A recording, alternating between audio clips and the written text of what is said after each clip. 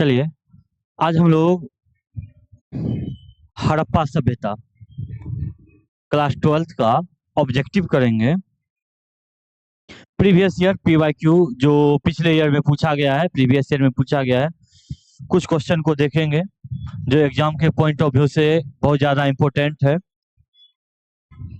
आप लोगों को तो मालूम ही होगा हड़प्पा सभ्यता के बारे में। विश्व की ये सबसे प्राचीनतम सभ्यता है, सबसे पुरानी सभ्यता है हड़प्पा सभ्यता, है ना। और हड़प्पा सभ्यता के अंतर्गत बहुत सारे क्षेत्र आते हैं। तो आज हम करेंगे हड़प्पा सभ्यता का ऑब्जेक्टिव जो प्रीवियस ईयर में पूछा गया है, उसी चीज को हम लोग देखते हैं जो एग्जाम के दृष्टिकोण से बहुत ज्यादा इम्पोर्टेंट है।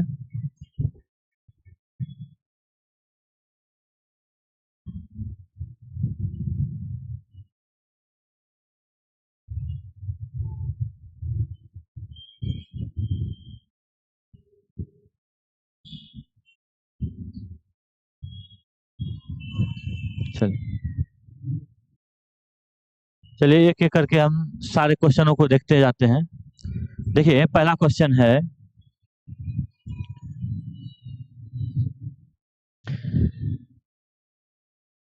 कि निम्न में से कौन हड़प्पा सभ्यता का नगर नहीं है, यानी इसमें से कौन हड़प्पा सभ्यता का नगर नहीं है। अगर देखा जाए तो हड़प्पा सभ्यता का नगर मोहनजोदड़ो भी है, लूथल भी है, कालीबंगा भी है। विजयनगर हड़प्पा सभ्यता का नगर नहीं है। ये विजयनगर मध्यकालीन भारत के अंतर्गत आता है, इसीलिए इसका जो राइट आंसर है, अगर देखा जाए तो वो आंसर क्या आ जाएगा, विजयनगर। इसका जो राइट आंसर है वो क्या हो जाएगा, विजयनगर। हड़प्पा सभ्यता के अंतर्गत ये सब शहर आते हैं, मोहनजोदड़ो, कालीबंगा, लूथल, ये सब हड़प्पा सभ्यता के अंतर्गत आने वाले शहर हैं, जबकि विजयनगर हड़प्पा सभ्यता के अंतर्गत नहीं आते हैं। चलिए क्वेश्चन नंबर 2 की ओर चलते हैं। क्वेश्चन नंबर 2 है, दयाराम साहनी ने हड़प्पा सभ्यता की खोज किस वर्ष की थी। दयाराम साहनी ने हड़प्पा सभ्यता की खोज 1921 में की थी। हड़प्पा सभ्यता की खोज कब की थी, 1921 में। दयाराम साहनी ने हड़प्पा सभ्यता की खोज कब की थी, 1921 में। तो ये याद रखना है कि हड़प्पा सभ्यता, अगर ऐसे भी आपको पूछ दिया जाता है कि हड़प्पा सभ्यता की खोज किसने की थी, तो क्या हो जाएगा आंसर, दयाराम साहनी ने। या दयाराम साहनी ने हड़प्पा सभ्यता की खोज कब की थी, तो 1921 में। चलिए क्वेश्चन नंबर 3 की ओर। क्वेश्चन नंबर 3 है, धौलावीरा किस राज्य में स्थित है। तो धौलावीरा गुजरात में स्थित है। धौलावीरा कहाँ स्थित है, गुजरात में। चलिए क्वेश्चन नंबर 4 है, मोहनजोदड़ो किस भाषा का शब्द है। मोहनजोदड़ो सिंधी या सिंधु भाषा का शब्द है।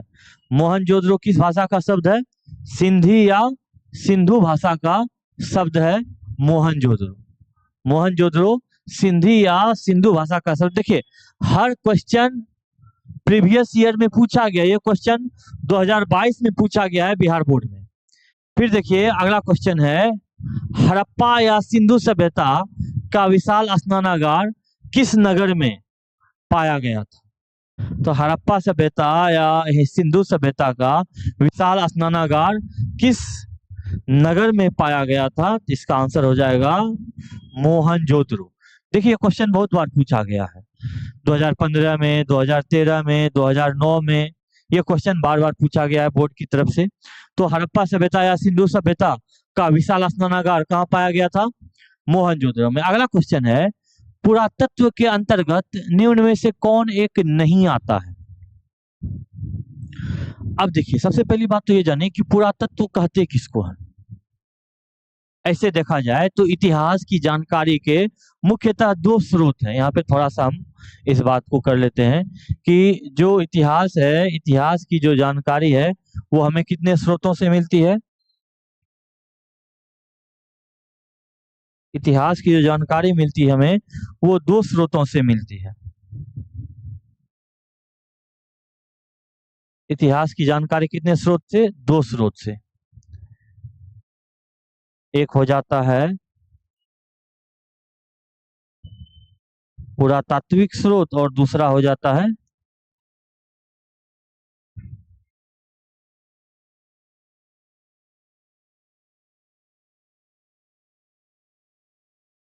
साहित्यिक स्रोत।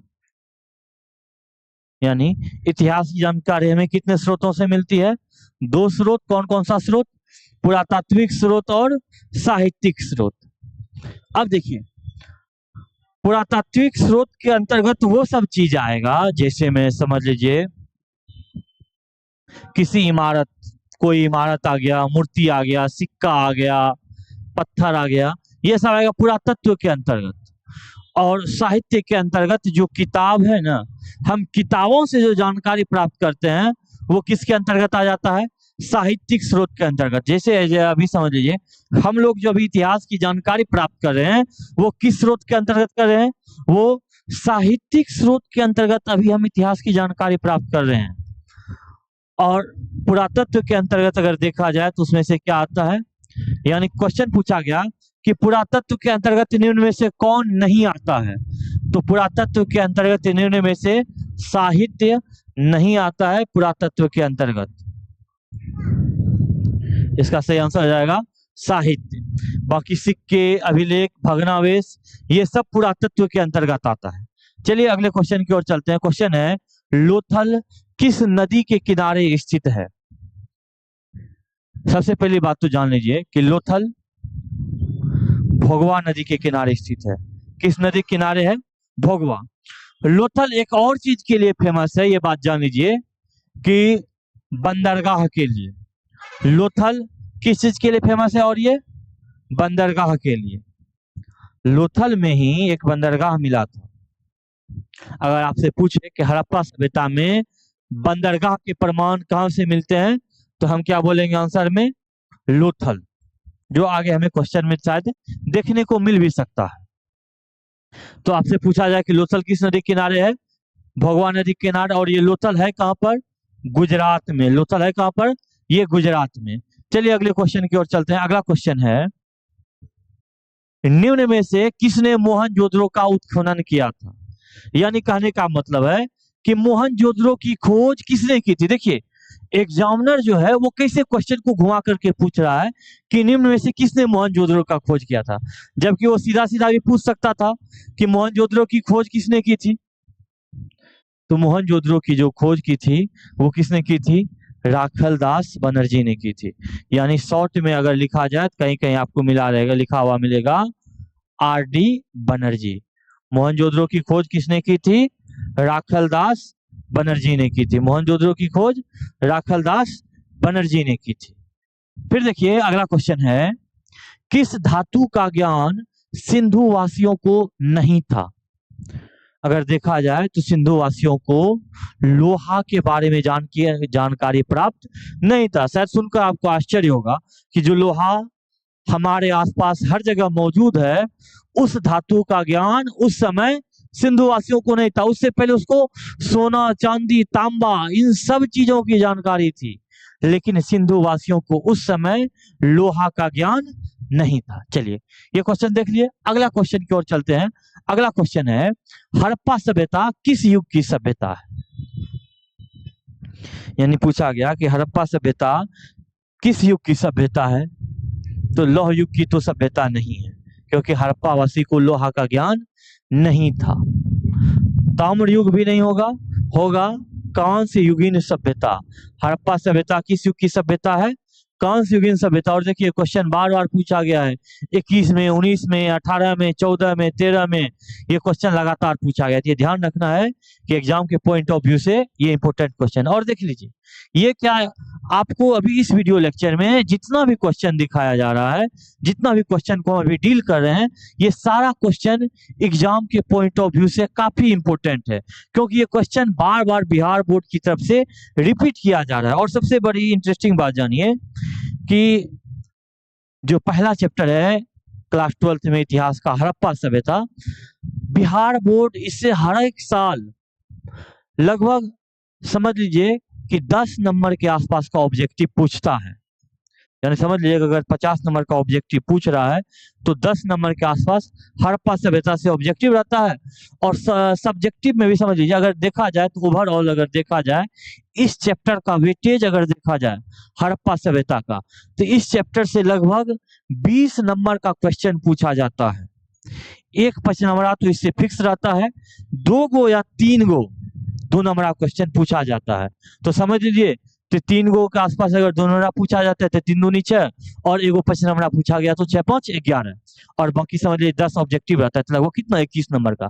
तो समझ लीजिए कि ये चैप्टर एग्जाम के पॉइंट ऑफ व्यू से काफी इंपोर्टेंट है। हड़प्पा सभ्यता लगभग समझ लीजिए आपका इससे 20 से 21 नंबर का क्वेश्चन पूछा जाता है हर एक साल।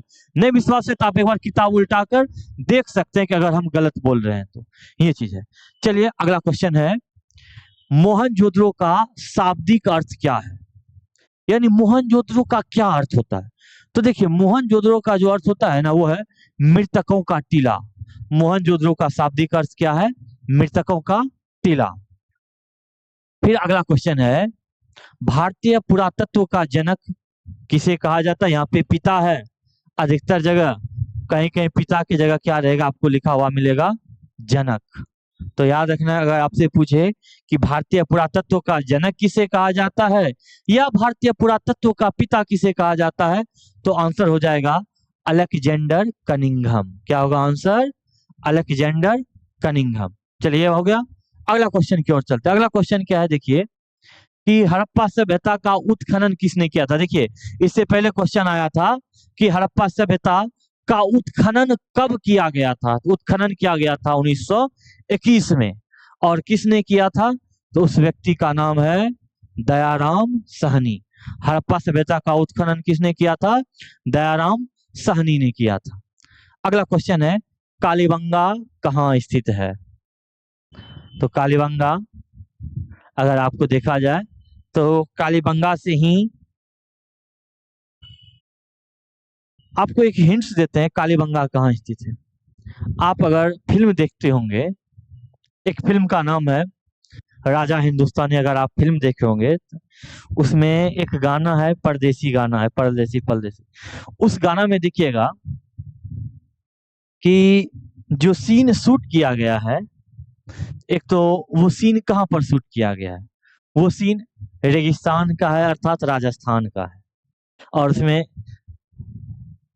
तो कालीबंगा जो है, ये कालीबंगा है कहाँ पर, राजस्थान में। और उस गाने में देखिएगा कि जो महिलाएं हैं उसके हाथ में यानी पूरा यहाँ से यहाँ तक क्या है, चूड़ियां हैं। तो अगर आपसे एग्जाम में कभी क्वेश्चन पूछ दे कि काली चूड़ियों के साक्ष्य कहाँ से मिले थे, तो आपको आंसर याद रखना है कालीबंगा से। कहाँ से, काली चूड़ियां और कालीबंगा। तो कालीबंगा से किस चीज के साक्ष्य मिले थे, काली चूड़ियों के साक्ष्य मिले थे। और ये कालीबंगा है कहाँ पर, राजस्थान में। ये बात समझ में आया। ये बात ध्यान रखना है कि अगर आपसे पूछे काली चूड़ियां राजस्थान में कहाँ से, कालीबंगा से। चलिए अगला क्वेश्चन है, जीतल क्या है। जीतल एक सिक्का है, शायद चांदी के सिक्के को उस समय जीतल कहा जाता था। जीतल किसे कहा जाता था, सिक्का को कहा जाता था। अगला क्वेश्चन है, हड़प्पा, हड़प्पा किस नदी के किनारे स्थित है।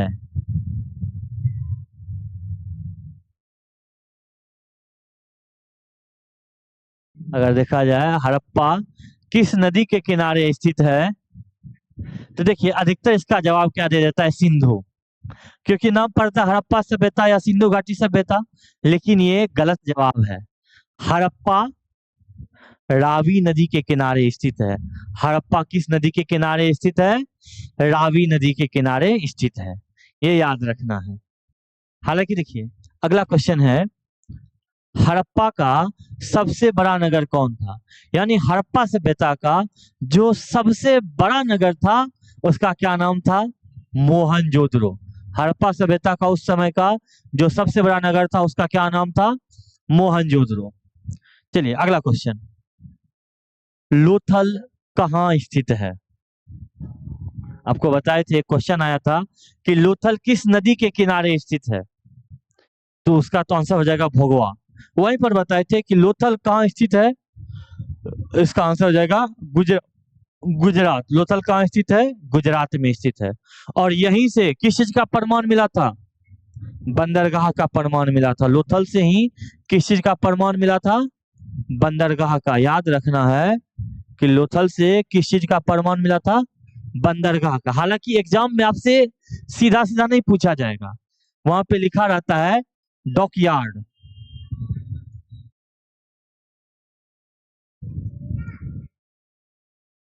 वहां पे एग्जाम में लिखा रहेगा आपको डॉकयार्ड। डॉकयार्ड इंग्लिश शब्द है। डॉकयार्ड का मतलब होता है बंदरगाह। तो अगर आपसे पूछे कि डॉकयार्ड के यानी बंदरगाह के प्रमाण कहाँ से मिले थे, लोथल से।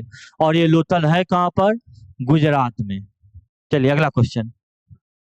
अगला क्वेश्चन है, राखल दास बनर्जी को मोहनजोदड़ो मोहनजोदड़ो के अवशेष कब प्राप्त हुए थे। शायद यही क्वेश्चन है कि राखल दास बनर्जी को मोहनजोदड़ो के अवशेष कब प्राप्त हुए थे। तो राखल दास बनर्जी याद है आपको, मोहनजोदड़ो की खोज की थी, कब की थी मोहनजोदड़ो की खोज, 1922 में। राखल दास बनर्जी ने मोहनजोदड़ो की खोज कब की थी, 1922 में। फिर है अगला क्वेश्चन, हड़प्पा सभ्यता में गोदी यानी डॉकयार्ड है ना यहाँ पे इंग्लिश में, गोदीवाड़ा, यहाँ पे पूरा वर्ड हो जाएगा गोदीवाड़ा। यानी हड़प्पा सभ्यता में गोदीवाड़ा के प्रमाण कहाँ मिले थे, डॉकयार्ड के प्रमाण कहाँ मिले थे, या बंदरगाह के प्रमाण कहाँ मिले थे। तो इसका सही आंसर क्या हो जाएगा, लोथल। क्या हो जाएगा इसका सही आंसर, लोथल। चलिए, तो इसको एक बार आप लोग अच्छे से रिवीजन कर लीजिएगा, एग्जाम के पॉइंट ऑफ व्यू से बहुत इंपॉर्टेंट है।